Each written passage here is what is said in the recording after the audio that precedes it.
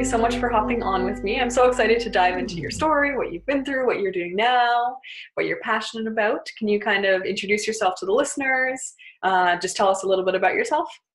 Yeah, hi, my name is Aurora Myers. I'm originally from San Francisco, but I've been in Portland, Oregon for the past 5 years attending college, and I just graduated a couple months ago. I studied environmental ethics and policy and entrepreneurship and innovation management, and I teach yoga. I love yoga. I started an office yoga business up here in Portland, and I absolutely love it.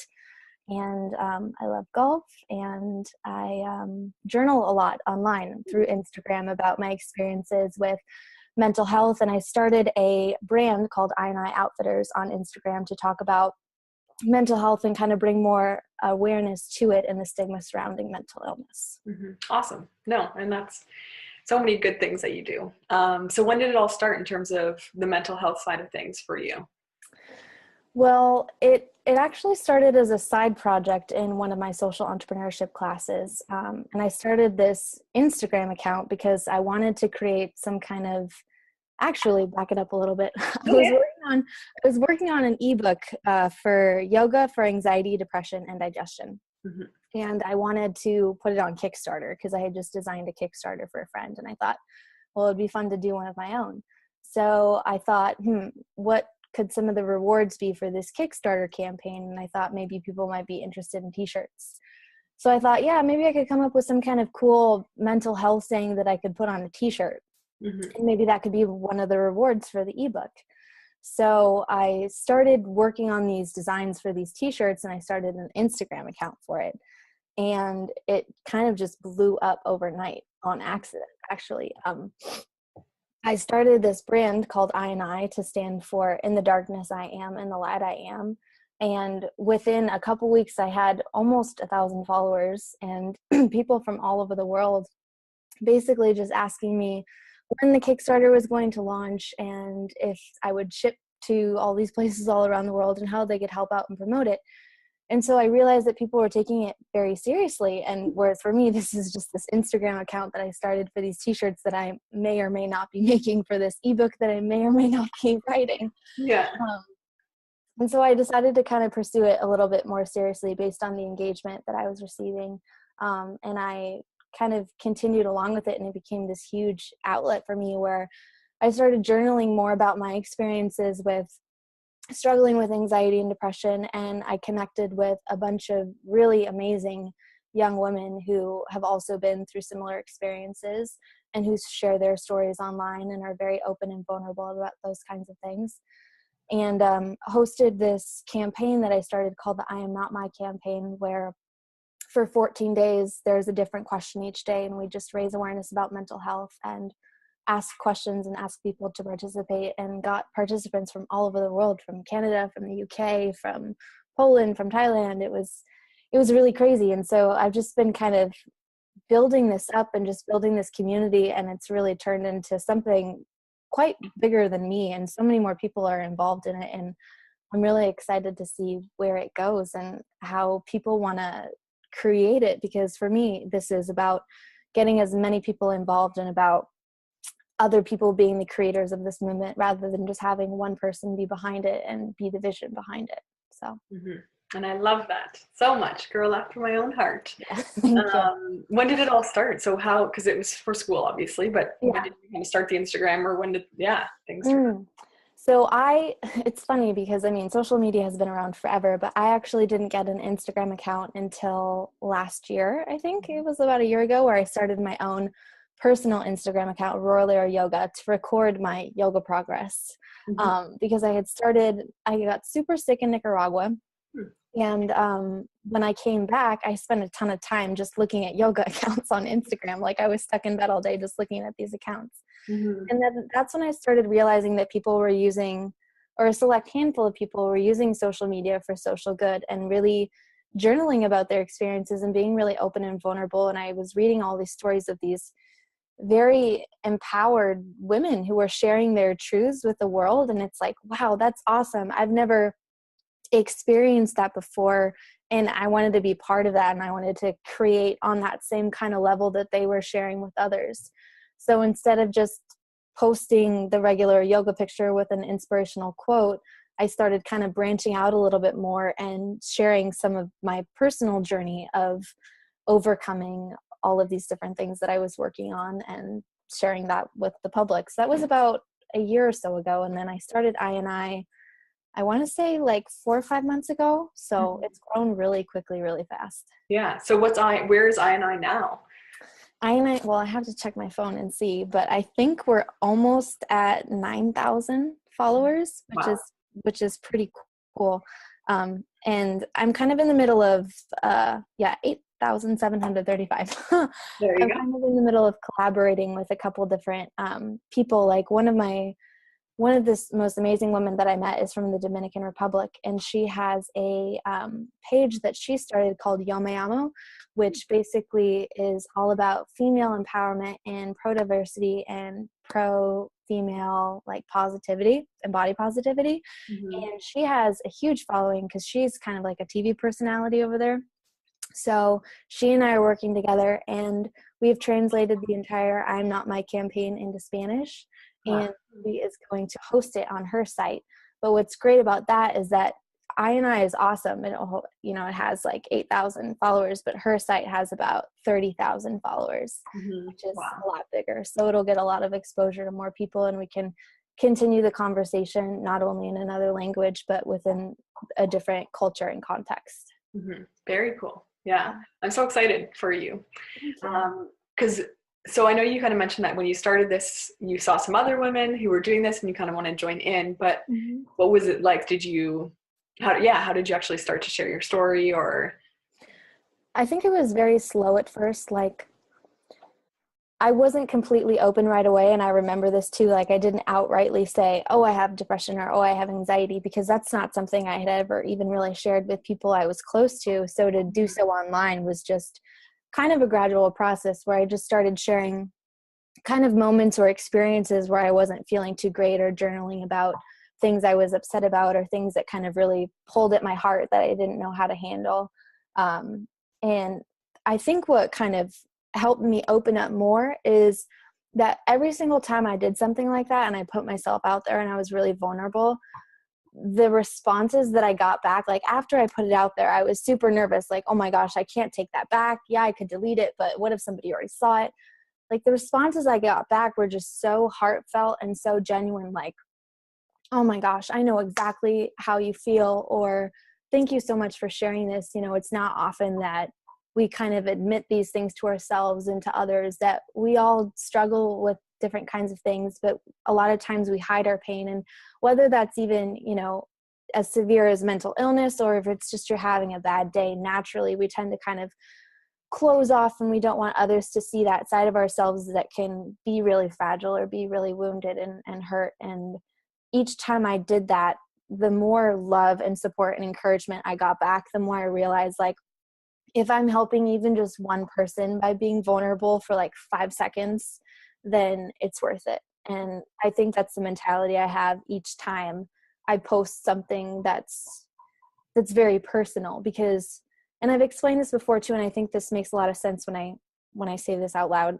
is that it's not just my story. Like, I'm one person of many who struggles with a ton of different kinds of things. And if it's all of our stories, you know what I mean? I'm just one person who's like voicing it out loud and giving other people permission to say, I identify with that, or I relate to that. And that's a very comforting feeling. And one of the reasons why I think I is so successful in terms of it growing so quickly is because it has that thing which I love, which is like the ability to heal through shared experience and through being open. And I feel like in this day and age when social media is and can be such a form of being able to separate yourself from one another, it's very refreshing to be able to connect through a platform that enables you to be more open and actually connect socially through social media.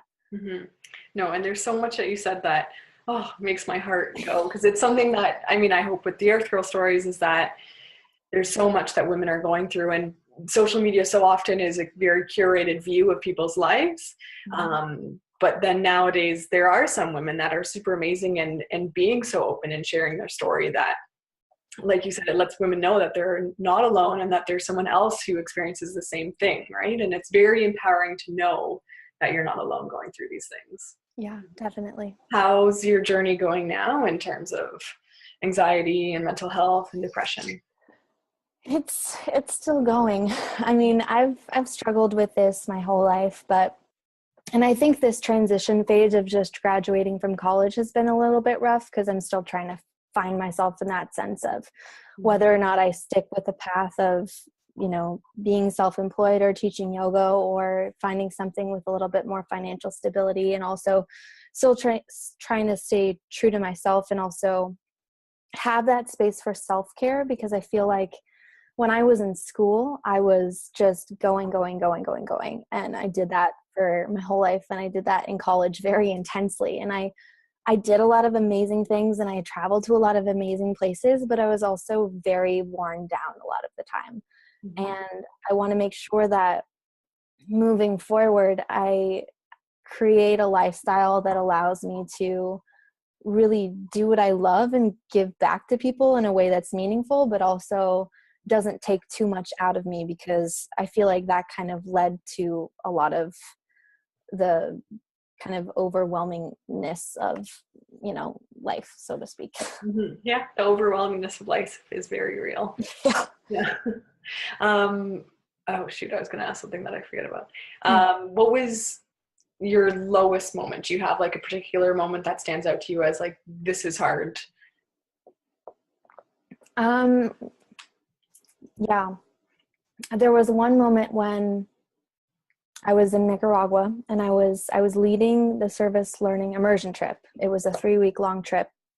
And I, along with another girl, were in charge of 15 other students, and we were the leaders. And I just remember before leaving on this trip, like I had just, this was 2 years ago. Oh my gosh. Mm-hmm. 2 years. I had just finished this first year of building my business. So I was in school taking like 18 credits. I was building this business from scratch. I was participating in all of these pitches and competitions, and naturally I'm super nervous about public speaking, even though I'm a yoga teacher. Mm-hmm. There's that part of me that's very, very introverted. And so the whole getting out there and just being in front of people was just super stressful that entire year. And I had done a lot of traveling abroad that year for business trips. I mean, we were in Thailand and Cambodia, which was amazing. Wow. But again, it's just that fast, rapid pace of everything just kind of brought me down into this just a bad mental place. But I remember, so everything had just wrapped up, and only a couple days later, we had to jet off to Nicaragua, and I was in charge of these people. And I just remember thinking, like, I can't do this. I can't put on this face of somebody who leads this group for 3 weeks. I was homesick. I was tired. I was stressed. I was sad. I had like lost 15 pounds while I was there, and from some kind of bug. I mean, I was just worn out, and I just remember feeling like, I can't do this. I can't do this. I can't do this. And of course, I mean, I got through it, but I've had moments like that since too, even recently, actually, while I was in Canada at the golf tournament, where it's just sometimes, I don't know what it is, but it's just like sometimes the pull of things, whether it's like relationships or people or circumstances, just pulls at my heart so much that it hurts in that moment to just be, Mm-hmm. it hurts so much to just be. And I want it to all go away. So I think I'm still learning how to deal with that, and how to pick myself up out of that, because I feel like it's exhausting. Yeah. And Yeah. I mean, it is so hard, because what you're going through now is, I mean, it's not something that's going to just be like instantly fixed and you're over with or anything like that. It's something that is going to be with you your whole life. But at the same time, you wouldn't be the person you are now without going through those things. Yeah. I was thinking about that the other day. This same part of me that I really don't like about myself, the part of me that can get so down on myself and so negative and so kind of focused on one thing and just enraptured in it and just it pulls me down, is the very same thing that I love about myself that makes me do things. Like the part of me that travels to Nicaragua, the part of me that goes to Canada to volunteer at a golf tournament, the part of me that starts I&I, this part of me that translates a campaign into Spanish. Like, it's the same gift that I have, but it can either be used to create or to destroy. And I think that's where I'm trying to find the balance. And it's hard caring so much about these things, yet being removed enough that it doesn't affect your whole being is exhausting, like you said. Yeah. Did a lot of people know going through school or going like in your own personal life? Did they know that you were going through these things in your own head or? No. Yeah. I actually never really talked about it with anybody, which was kind of why I was so helpful for me, because I kind of opened up and it's like, whoa, that's off my chest now. And at first, like I said, like I realized, oh man, I can't take it back. Now everybody's going to know. There's no faking it anymore. Yeah. You're not perfect anymore. Exactly. And I struggle with that perfectionism and like wanting things to be a certain way and expecting things to be a certain way. But after I opened up about it, it's kind of like, whew, now I can just say, hey, I don't want to go out because I really just kind of feel a little anxious today. I don't have to pretend it's because I'm tired or because I have something else to do. I can just say, I'm just not feeling well today. I just need to stay home, and that's nice. Yeah, it's so relieving, I think, is the word that as soon as I started telling people, it's that quote that says, now that you don't have to be perfect, you can be good. It's so true. It's like now there's a huge relief. You don't have to pretend you're not someone you aren't, and you don't have to worry about being perfect all the time. Not that you don't necessarily still want to be perfect, but yeah, there's a difference that you can still make with your imperfections. Do you know Brené Brown? Yeah. Oh my God. I love her. Yeah, Gifts of Imperfection. I've read like almost all of her books. Yeah, I think anytime words come out of her mouth, I want to quote them. Basically, her TED Talk is one of my favorites. Yeah, no, she's amazing. Do you feel, when did things change for you?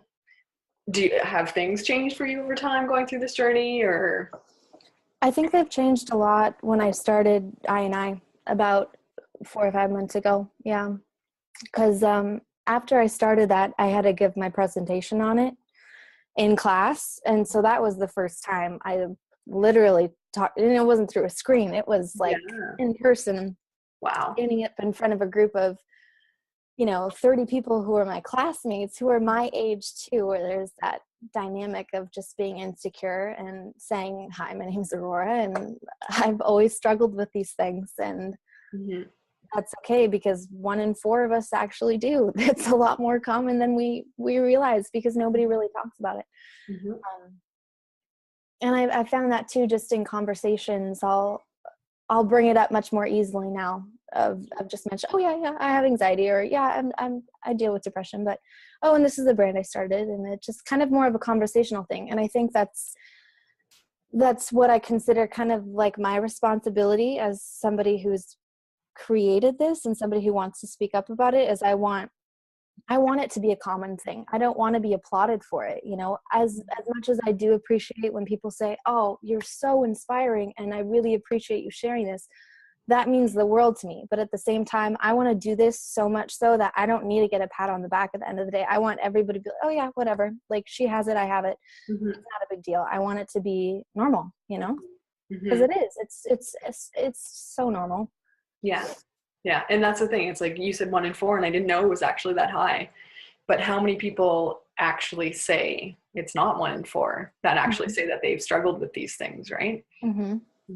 How did people receive or how do people receive when you say that you have anxiety or you have depression? I think they're a bit surprised. Yeah. A lot of them are. They're like, really? You? Because there's this part of me that my best self, I call it, when I'm teaching yoga, when I'm out on the golf course, my best self comes out. I'm naturally I'm happy. I'm in it. I'm in the moment. And when people see that side of me, and then I tell them that I have this other side that sometimes can't get out of bed, they're a little taken aback. Like, Mhm. "What? I had no idea. You seem so positive, or you seem like you have it all together." And it's like, yeah, well, I've been really good at making it look that way for a really long time, but Yeah. so are a lot of other people, you know? So I think there's a little bit of surprise, and then, yeah, Yeah. yeah. Yeah. And it's true because you give off an impression of you do have it all together. You're very well spoken and all that. And it's Thank you. surprising because sometimes it's the people that you don't expect it that have these things, right? Exactly. But then you're also taking away the stigma that's attached with certain conditions, right? That people think Mhm. it's, yeah, not the Yeah. average person who has these things. Yeah, it's crazy. One of the girls that I'm close to that I met through I, who's an ambassador for I, so she shared her story, and I've shared a lot of the things that she's written. Um, she talked about how once when she was first diagnosed, her doctors said, "You can't have depression. You're way too beautiful." Like, and yeah, it's yeah, it's That's just crazy. crazy the amount of like Awesome. conditions or judgments people make about others, and how you need to look a certain way or act a certain way in order to have mental illness, and that like qualifies you as having it or whatnot. It's very weird. Yeah, people assume so much, I think, Hmm. about these conditions. Hmm. Yeah, it's pretty crazy. When did you first start thinking that you had anxiety or something that was diagnosable, I'll say? Hmm. I'm not that Well, there's. no, that's a good question. I always knew I had depression because I was diagnosed with it as a little kid, so that was just kind of always sitting there. How old as a um, little kid? oh, really, really young, like Yeah. kindergarten, first grade. I mean, I was just a really introverted kid and just really sad all the time. For my mom could never figure out why. Yeah. Yeah. Um, but anxiety, I kind of realized way after I kind of not diagnosed myself, but I mean, Yeah. obviously, I know I do have anxiety, Mhm. but I realized, oh wow, I haven't done a lot of things on purpose because they make me anxious, or I just have these. I started to, and this I didn't start to realize this until about a year ago, actually. Like I wouldn't go to certain social events if there were too many people there, if I didn't know too many people. Or every time I would teach a yoga class, for the longest time, I'd get a stomach ache before I taught, even though I've been doing it for 3+ years. Or I remember when I was a kid, this is such a small thing, but Mhm. and we had to go on field trips and we would take the bus. I would have to make sure I had my 3 quarters in my hand, like in my pocket, and I couldn't let go of that. Like I would constantly count them, like 1, 2, 3, 1, 2, 3, to make sure I had three, because I was so nervous that if I got on the bus and I accidentally dropped one of the quarters, and then they wouldn't let me on the bus. Just Mhm. like really little things that I realized, wow, I've always been a really anxious. Yeah. And I think that's why I found yoga, or yoga found me, and why it's been so helpful for me, because it teaches me all these principles and these practices and these techniques of learning how to center myself and calm myself down and breathe and find my way back to that state of being okay, even if things around me are not. Mhm. Mhm. So when did you start getting into yoga? Was it after the Nicaragua trip? Mm-mm. No? So I started yoga. This is a story if you want to hear it. Yeah. Well, that's what Okay. we're here for. Okay. I, so senior year of high school, I was part of a group where you learned how to teach yourself how to do something for 100 hours. So I taught myself how to longboard, Hmm. and this other girl taught herself how to do yoga. And at the very end of our 100 hours, we had to present to each other. And so I went to her presentation and we rolled around on a mat for 10 minutes. And I was like, yeah, this is fine, whatever. Mhm. And then she said that they offer free classes at Lululemon. Ah, yeah. And I thought, oh, well, that's cool. The only thing I had known about Lululemon was it was this really expensive yoga company. And I Still was like, true. well, they offer free classes. That's awesome. Yeah. So I decided to go. And so I show up. I'm like 45 minutes to an hour early. I have nothing to do. I'm just waiting outside. And all these people are walking past, and then people start coming into the store, and they're just gorgeous. They're wearing their Lululemon clothes. They're all athletic. They're young. They're hip. And I'm wearing this raggedy old basketball shirt and some gym shorts. And I call my mom up. I'm like, Mom, you have to pick me up. I made a mistake. I can't go to this yoga class. Like, I don't think Yeah. I can be here. Yeah. She's You're like, you know bored. I'm what? bored. Yeah. Like, get Yeah. me out of here. These are not I don't feel comfortable. She's like, Aurora, I'm halfway home. You're going to go to the class. I'll pick you up later. It's fine. Mm-hmm. So I hung up the phone, freaked out a little bit, walked into the door, signed my name, got my mat, sat down, did my thing. And the whole entire time, it was like the hardest thing I had ever done in my entire life, because I had never really worked out before. I was a kid who always read on the bench in middle school. Mm-hmm.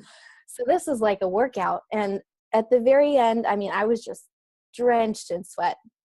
And the teacher had us lie down, and she said, place one hand on your heart and one hand on your belly and close your eyes. And I was like, oh, finally it's over. Yeah. And so I was laying there, and I was just feeling my breath move and my belly move. And for the first time ever, I felt grateful for my body. Just totally grateful, like such gratitude and a sense of peace that I had never felt before. Like I've never felt so calm, and so I just had no idea what had happened, but I just felt good. Mm-hmm. It was so different from just the day-to-day, like the depressive, all this stuff that I was dealing with. Mm-hmm.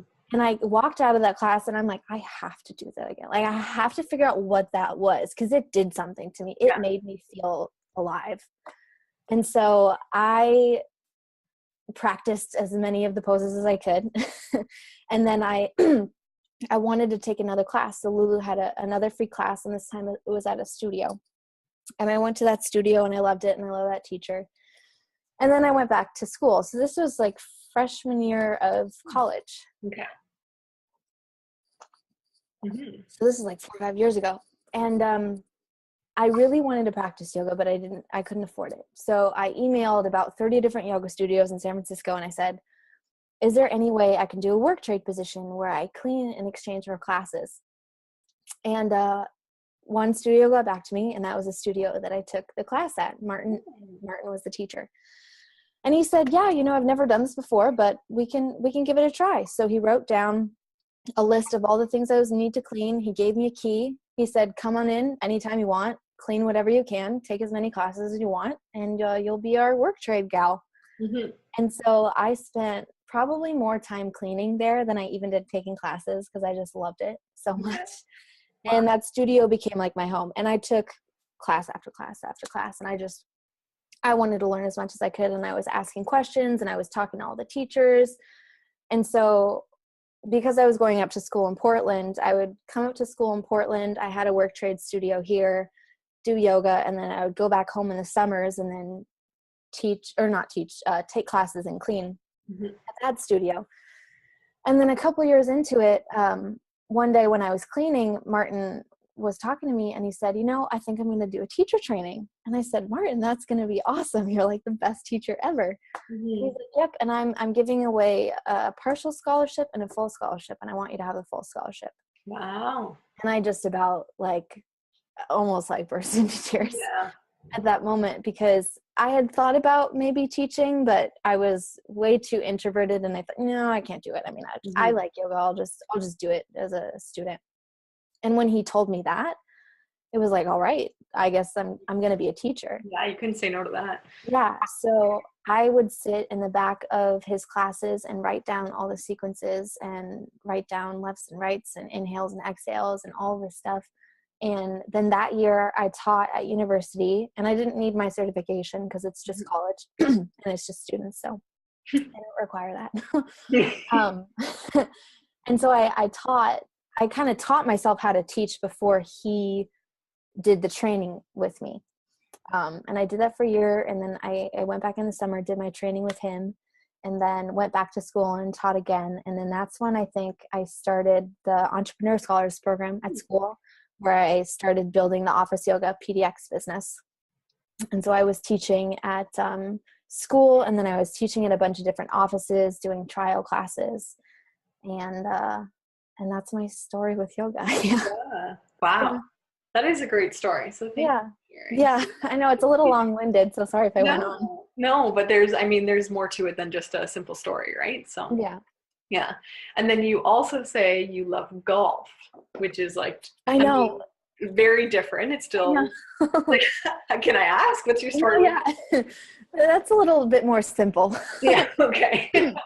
Shorter story. Yeah. one of the things that my mom tried to do to get me more involved with stuff is she would have me try out different sports, because I was, like I said, the kid who sat on the bench, so I didn't I didn't do much other than read books. And one of them was golf, and she signed me up with a first tee, which is a program where you learn the game of golf also through life skills and like leadership skills and stuff. Cool. And it turns out I was actually kind of good at it. Like I enjoyed it, and I wasn't half bad at it. And so I practiced a lot, and one of my friends was on the first tee program with me, and this was in 8th grade, really long time ago. Mm-hmm. And then in high school, I tried out for the golf team, and I made it. And then I was on the golf team for 4 years. And my final year, my coach, we had a new coach each year. My coach, my final year was a guy named Coach John. And now he's like my dad or my uncle. He's just, we just talk golf. I actually talked to him the other day for like an hour and a half Yeah. about golf and just life things. Mm-hmm. But he became a really amazing role model in my life. And we would just talk golf whenever we could. And even though I didn't play in college at all because I was busy and I couldn't afford to go out and play too much, I still kind of kept this love for the game in the back of my mind, and also just the connection I had with John. Mm-hmm. So when I graduated, last year, I started volunteering at golf tournaments, the Web.com tour, the LPGA tour, the Portland Women's Amateur came through town, and I was a standard bearer. So I was the person who would hold the sign all around the course, and then change the score like based on what hole they were on. Yeah. And something happened where it was like teaching yoga, where it's like my best me came out, and I was just so happy on the golf course. It's like, this is something that doesn't make any sense. Like, I don't know why golf, like why I have this passion for golf, but I just love it. I love everything about it. I love being out on the course. I love interacting with people. It doesn't make any sense, but I just love it. And so most people, golf is very anxiety inducing. So I can't believe that. Isn't it funny? Yeah, you found golf and fell in love with it and are happy there. I mean, I know. Yeah, I was never competitive with it too, so maybe that helps. Like, it's always been a fun thing for me. And I was just up in Canada volunteering for a tournament there, and I was working with the Golf Channel, and oh my gosh, it was like I was just having so much fun. Like, I would love to get any kind of position, just being out at the tournaments and just being around that kind of stuff. It's so much fun. What would be an ideal day for you? Like a perfect day? Oh my gosh. What would that be? At a golf tournament, either like organizing some part of it or driving around in a golf cart. It's just so fun to drive around in golf carts. Okay, let me see. I actually thought about this the other day. What an ideal day would be like. I'd probably do some yoga, some meditation in the morning to relax, some kind of tea, or like this pumpkin chai thing that I have. Delicious. Yeah. A nice breakfast. A run. I've been into running a lot lately, actually. Totally forgot to mention that. But I ran my second half marathon. Yeah. Nice. Wow. A week ago or so. Oh, hey. So running has been really good for my anxiety. It keeps, even though my mind can go really quickly, at least my legs are moving kind of at the same pace. Yeah. So that's been really a really good outlet for me. So maybe some kind of run, being out at a golf tournament in any capacity, just being around people and just, anything like that would be fun. And if you could do anything that you wanted with your life, what would it be? I think it would be super cool to be a traveling yoga instructor that taught golfers. Yeah. You should do yoga for golfers or something. Yeah. No, yeah. I've actually even designed some curriculum for that, specifically for the golf, because I know both aspects of it. Exactly. Anything that allows me to travel, do yoga or teach yoga, be around golf or play golf, and just be of service in the best way that I can be. So whenever my passions are aligned with what I'm doing, then I know my best work is going to come out, and then I know I can be my best self and be of service to others. And that's really what I think drives me a lot. Yeah. Yeah. Well, you can tell. That's totally the type of person you are. Thank you. What's a non-negotiable for you? Like, what's something that you have to do every single day? Mm. Do you have anything like that? I really do try to, if not meditate, set an intention for the day. And I know that I love Marianne Williamson, and she talks about how she actually doesn't like it when people set intentions, which is funny because she's one of like my spiritual idols. Mm-hmm. But by intention setting, I mean kind of like before I go out into the day or before I have a meeting with somebody, kind of reminding myself of what the greater purpose of it is. So before I teach a yoga class, I mean, sometimes, especially when I can get in a bad or negative mood, I'll think, oh man, I've been doing the same things over and over again. I'm not even that great of a teacher. Like, I can just talk myself out of what I'm doing. Mm-hmm. And so I'll go into it and I'll say, all right, you're only here to be of service. Like, be compassionate with yourself. You're here for your students. Just showing up and doing your best is all that counts. Like, cut yourself some slack. I just try to talk to myself like that a little bit before I go into situations. Like, I think that if I do that, even if it's just for 20 or 30 seconds before something that might make me nervous, whether it's an interview or anything really, I think that helps put me in a place of being me instead of being that freaked out, anxious, nervous me that can come across, and that isn't of service to others or myself, for sure. Yeah. And it's so easy for sure for women, and I mean, I'm guilty of it too, is like you can so easily spiral out of control with your thoughts. Yes. And then not think about, I mean, obviously not how that's affecting you, but how you're affecting other people as well. And when you put yourself in gratitude and thinking about other people and what you're doing for other people, it's impossible to be unhappy, or it's impossible to not do good things, right? Yes. So exactly. I love that you've set that intention. Yeah. Mm-hmm. When are you happiest nowadays? When I'm out on a golf course. Yeah. Okay. Yeah. No matter if it's like a horrible round of golf or anything like that. Yeah. I mean, I play, but I like watching it. I just like being part of it.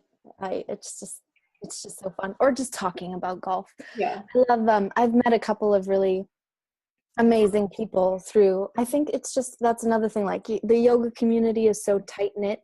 I think the golf community is kind of like that too. And, one of the guys I met, his name is Phil. He's like my adopted grandpa.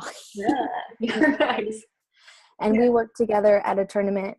And he just kind of took me on under his wing. And we talked the other day for about 45 minutes about Arnold Palmer. Nice. Oh yeah, that was big news. Yeah.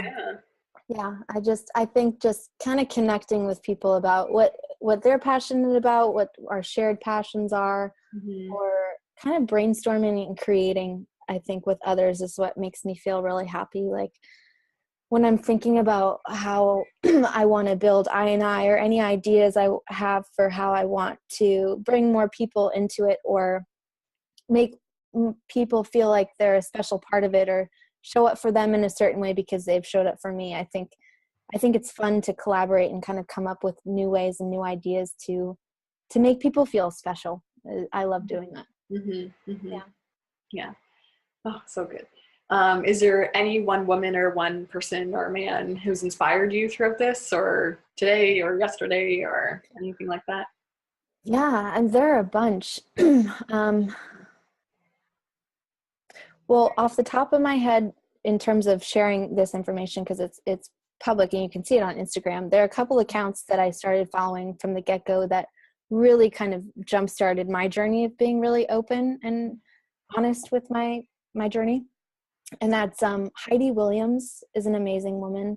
Yoga Girl Rachel Brathen, I follow her. Stephanie Birch, and this gal named Jade Electra. Those are 4 really, really empowering, beautiful, vulnerable, like truth-telling women on Instagram who I definitely recommend following, because they're just totally raw and open and sharing their truths. And a lot of people who have just kind of supported me, and kind of, there's this one quote that I really like that one of my immersion leaders was talking about, and he said how therapists kind of hold the hope sometimes, like if you don't have enough space to hold the hope for yourself, there's somebody else in your life who does. Mm-hmm. So I could say that there are a couple people in my life who are able to hold the hope for me when I can't hold it for myself, because I don't know how to do that. And that would be people like Coach John, my golf coach, or Phil, who is like my adopted grandpa, or my mom, or just close friends who kind of know how to do that for me when I can't do it for myself. Mm-hmm. I love that. I've never heard of anyone say it like that, but that like beautifully sums up someone on your side and believing in you. And sometimes you can't hope yourself. Mm-hmm. Like someone holding, I love that, because you can picture it. It's like, here's the hope I'm holding, and like, here it is for you, kind of thing. Yeah, exactly. Mm-hmm. Yeah. Oh, that's so good. I've kind of couple last, or kind of getting to the end of questions. Yeah. What's your definition of perfectly imperfect? Oh gosh. Yeah, I know. Sorry. This is a weird question for somebody who struggles with perfectionism. Yeah. And that's the thing, is I think all women do. It's bad. Yeah. Yeah. Well, I was asked kind of a similar question for the Choose Real campaign, which I shared my story with on my website and on Instagram. And I think it's not necessarily trying to, for me, being perfectly imperfect means showing up and being honest with where I am, regardless of where that is, regardless of what other people may think about it, regardless of where I wish I was. Mm-hmm. And I think I try to do that a lot in my account. Like I'm not always in this place where I want to be, or I think I should be, or I feel like I should have, been, 10 steps ahead by now, but I'm not. But admitting that and being okay with that, and saying, even if I am upset about it that I'm not 10 steps ahead, at least I recognize it and I can honestly say that and admit that to myself. And then sharing that, because I want other people to feel like they're not the only ones who have unrealistic expectations, Mm-hmm. or they're not the only ones who feel that way. Mm-hmm. So I think that's what that means to me. Yeah. Yeah. And I think you were kind of perfectly leading into the next question is, Okay. what's your definition of powerfully passionate? Ooh, Mm-hmm. that's a good one. Powerfully passionate. I think it's going after what you are interested in and passionate about without any, if your intention behind it is to love and to serve, then I think that you can't really go wrong, and just kind of, regardless of whatever your niche is, like whether you feel called to be a business person, or to be an artist, or to be an entrepreneur, or to be a blogger or a chef, or whatever it is, as long as you are there to be the best person that you can be for whoever you are serving, then I think that makes you powerfully passionate in whatever you're doing, because nobody else can do exactly what you're doing in that way. Mm-hmm. And everybody has that thing, everybody has that one thing where nobody else can do it in that way. And that's what makes it special. And that's what makes it unique. And if you own that, and if you say, I never thought I would be a chef, but I really like baking, and Mm-hmm. this is what I'm good at, and it brings me happiness. Mm-hmm. And that's how you bring happiness to the world. And that's how you do it. And you don't question it. And you just keep making the best cakes that you can make. You know what I mean? Yeah. It would make me happy if someone were a chef around me. So, yeah. Yeah. No, I love what you said, because I mean, the world doesn't need people who hate their jobs and, hate what they're doing. They need people, like, the world needs people who have come alive with what they're doing and love what they're doing.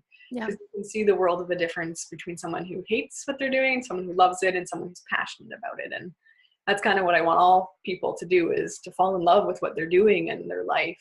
Right. Mm-hmm. So, yeah. I guess I have two more questions. Okay. One is, what's the best way for people to get in contact with you? I know you're on Instagram, but you have a website now, so I'll get all the links and everything, but just to let listeners know where you hang out. Yes, mostly on Instagram, and my, let's see. Yeah, I haven't uploaded my personal website to my Instagram yet, but like I said, I can give that to you. And then if anybody wanted to email me, my personal email, I can give that away, is Aurora@officeyogapdx.com. Beautiful. Yeah, perfect. Okay. And people who have also fallen in love with you. You're saying. Yeah.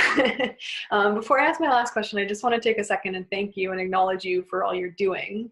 Thank you. You're such a beautiful soul, and I love how honest you are and open about not having figured all things out and being real and being open with your journey, because it relates to so many women who are going through things or have struggled through things, and they can kind of feel like they're not alone and draw strength from what you're going through in such just an honest, beautiful way that you bring the light into this world. And that's something I'm so excited for your future and everything. And I wish you all the best with all you're doing. And I'm so happy we got to be able to connect.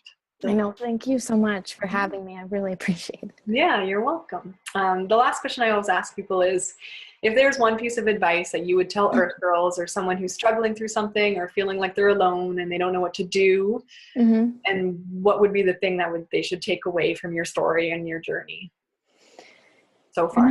You're not the only one who doesn't have it figured all figured out. I think we're all kind of in this place of wanting to be our best selves and trying to figure out how to get there. And we all have these different paths, but I feel like the more that we try and separate ourselves from one another and figure out what our own paths are on our own, the more separated we become from one another. And just, that's why I think what you're doing is so important, because it's putting all of us together in this one space where you can see right away, like, hey, there's a bunch of beautiful women out there who are doing amazing things, but also don't have everything figured out, and that's okay. So I guess what I would say is, it's going to be okay, and you're not the only one. And there are a ton of examples out there of people who have struggled a lot like me and who have felt like at times I can't make it, but I've managed to get through somehow. And if I can do it, then you certainly can too. And I'm happy to be a resource and a listening ear for anybody who wants to talk or share. Perfect. Thank you so much, Aurora. Of course. Thank you. You're welcome. Thanks so much for checking out this video. If you liked it, be sure to actually like below and subscribe for more. And let us know what you thought on Instagram. These stories are here to empower you to unearth yourself so you live powerfully passionate. So you embrace your imperfections and find purpose in your story. You are not alone. And together we can turn our struggles into our strengths. Until next time, 2 weeks. The world needs women who have come alive. Unearth yourself. The sky is the limit, Earth Girls.